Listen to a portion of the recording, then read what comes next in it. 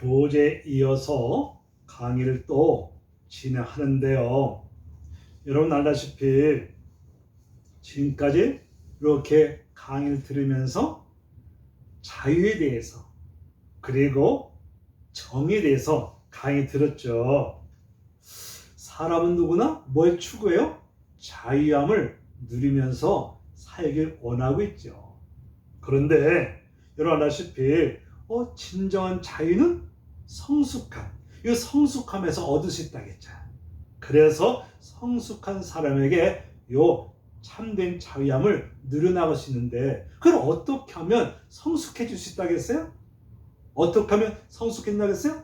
하나님의 율법이라고 했잖아요. 하나님의 율법이 뭐요? 성숙한 삶을 제공한다고 했잖아요. 하나님의 율법이라는 것은 삶의 가치를 바르게 세워주시고 본인의 욕구까지 조절할 수 있고, 그래서 요 하나님의 율법이라는 것은 이것은 억압을 하는 것이 아니라 오히려 참된 자유함을 준다고 했잖아요. 그러다 보니까 봐라, 하나님의 율법이라는 것은 우리를 억압으로 자유를 깨는 게 아니라 오히려 자유를 누려나갈 수 있도록 만든 거다. 그래서 하나님의 율법을 통해 삶의 가치관을 이렇게 세워주시고, 그리고 내 욕구를 잘못된 것을 바로잡아 주시고 바르게 나갈 수 있도록 하고, 그리고 죄성물 그리고 이것을 물리쳐 나갈 수도 있고 바르게 나갈 수 있고, 그리고 나의 공고함을 이렇게 또 채워나갈 수 있는 거죠. 그러다 보니까 이것이 하나님의 율법이 우리의 참된 이렇게 성숙됨에 그리고 자유함을 누리게 만든다. 이거 아셨죠? 그리고 정의라는 것을 보면 정의가 뭐라고 했어요? 옳고 바른 교리인데, 그래서 여러분 보면은 아까 얘기했죠. 마이클 샌델이라는 사람은 이렇게 얘기했어요. 뭘 얘기했냐? 보면 정의가 결여된 이유가 있다. 뭐가 있느냐? 이게 바로 도덕적이면서 그리고 종교적 신념을 요거를 배격했기 때문에 요게 봐라, 정의가 깨지고 무너질 수밖에 없다. 그 원인이 바로 그거라는 거죠. 그러다 보니까 도덕적, 종교적 요 신념 요걸 배제했기 때문에 이게 정의가 요것이 실종 원인이 될 수 있다겠죠. 그리고 샌달이라는 사람은 뭐라고 했냐면, 봐라, 정의로운 삶을 뭐하기 위해서는 이루기 위해서 뭔다 했어요? 개인의 이익이 아니라는 거죠. 개인의 실용성이나 이익성, 요 이익보다는 뭐냐? 도덕에 기초하는 거죠. 그러다 보니까 우리가 윤리적 사상, 종교적 신념, 이것이 매우 중요한 것을 이야기하고 있어요. 그리고 성경에서 말하는 인간의 죄악은 뭐냐? 이건 어떤 실정법을 어기거나 그리고 악행을 저지르는 이 결과론적 차원이 아니라는 거예요. 아까 설명했죠. 이건 뭐냐? 근본적인 뿌리라고 했어. 이거 뭐냐? 하나님의 선물, 우리 인간에게 하나님의 선물, 자유의지함을 줬다고 했잖아요. 이 자유의지를 하나님의 뜻과 상관없이 행사하는 것이 바로 죄악의 근본이라고 이렇게 이야기했잖아요. 우리 하나님께서 우리 인간에게 하나님의 형상으로 지음받았지만 뭐가 줬어요? 자유의지를 줬어요. 근데 이 자유의지를 남용하지 말고 이것을 하나님의 뜻 안에서 이렇게 실행해 나갈 때 하나님의 은혜가 임하고 하나님의 축복이 임한다고 분명히 말씀해 주고 있어요. 그리고 교재에 보면 십계명에 대해서도 설명해 주고 있습니다. 소개하고 있어요. 시대를 초월한 10가지 삶의 원칙과 지혜에 대해서 교재는 또 이렇게 설명해 주고 있잖아요. 여러분 십계명 얘기 들어봤죠? 물론 교회 다니는 학우들은 십계명에 대해서 알겠지만 교회 다니는 학우들은 잘 모를 수 있어요. 하나님께서 이스라엘 백성들 이제 사실 광야 시대가 있었어요. 이때 하나님이 하나님의 지도자 모세를 이제 시내산에 가게 되는데, 이 시내산에서 하나님이 10가지 십계명, 계명을 준 거예요. 계명 줬어요. 그래서 십계명은 요 종교 규범으로 어기거나 알지 못할 뿐만 아니라 이게 아는 사람은 극히 소수로 할 수가 있어요. 사람들은 하나님 없이 살길 원하며 이 자신들이 만든 요 법률이나 아니 규범에 의거하여 요 규칙 없이 살기 원하는 거예요.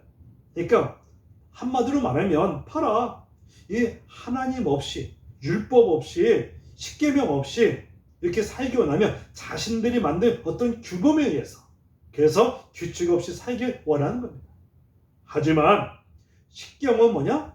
삶에 있어서 인생의 삶에 있어서 실제적 이 틀을 제공해 주고 있어요. 삶에 있어서 삶의 방식과 삶의 이 모든 것을 이 틀을 제공해 주고 있는 이거 복의 말씀이라 할 수 있는 거예요.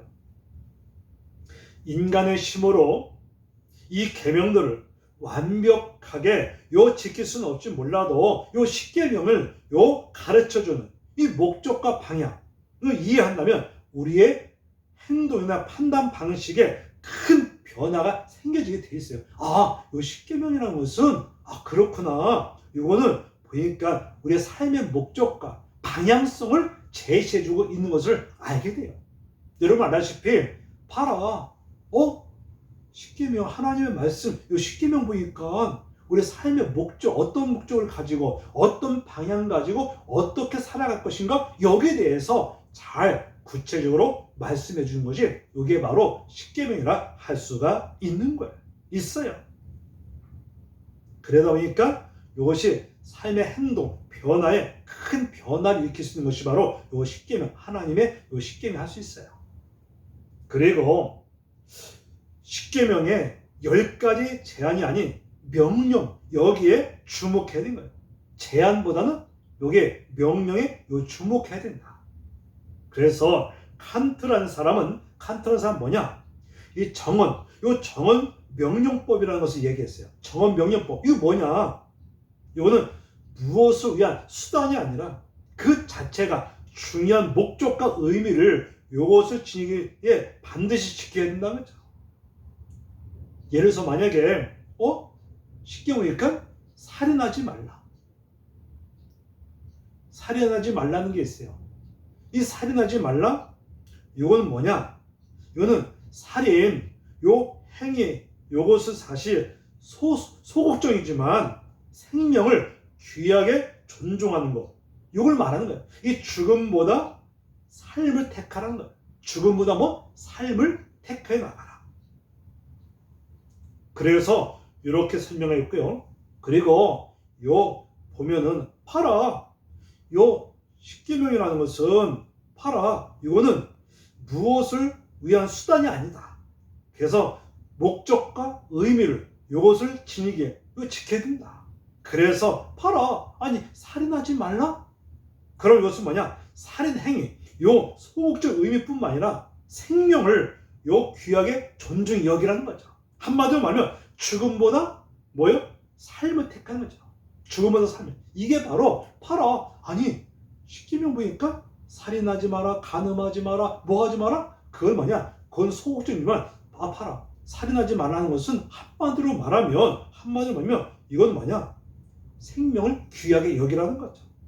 그래서 우리가 보면은 생명을 귀하게 존중하며 여겨 나가고 죽음보다 삶이 더 중요한 것을 말씀해주고 있는 거죠. 이해가죠? 그리고 1에서 4계명.